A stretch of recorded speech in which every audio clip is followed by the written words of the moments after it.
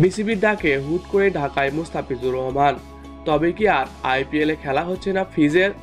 ফিজকে হারিয়ে যা বললেন ধোনি, এই নিয়ে বিস্তারিত জানতে হলে ভিডিওটি না টেনে শেষ পর্যন্ত দেখতে থাকুন। আর আপনি যদি আমাদের চ্যানেলে নতুন হয়ে থাকেন তাহলে এক্ষুনি সাবস্ক্রাইব করে রাখুন। আর ইতিমধ্যে সাবস্ক্রাইব করে থাকলে আপনাকে অসংখ্য ধন্যবাদ।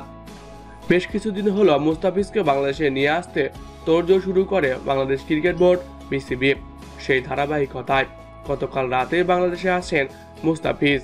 এই নিয়ে বিসিবি সূত্রে জানা যায়, মূলত বিশ্বকাপের ভিসা জটিলতার কারণেই তাকে দেশে ফেরানো হয়েছে। আগামী 36 ঘন্টা বিশ্বকাপের ভাবনায় যে সকল ক্রিকেটার রয়েছে সেই সব ক্রিকেটারদের ফিঙ্গারপ্রিন্ট নেওয়া হবে, এই জন্যই তাকে ঢাকায় ফেরানো হয়। তবে ফিজকে আগামী 3 দিন বাংলাদেশে অবস্থান করতে হবে। এর ফলে চেন্নাইয়ের আগামী ম্যাচে পাওয়া যাবে না ফিজকে।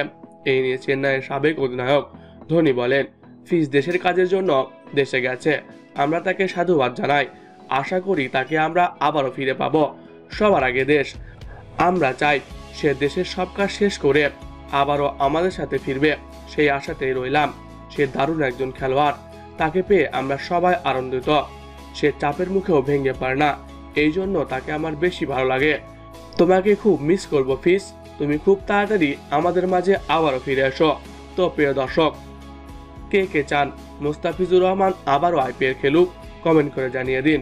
এছাড়াও খেলাধুলার সকল আপডেট সবার আগে পেতে হলে আমাদের চ্যানেলটি সাবস্ক্রাইব করতে ভুলবেন না। ধন্যবাদ সবাইকে।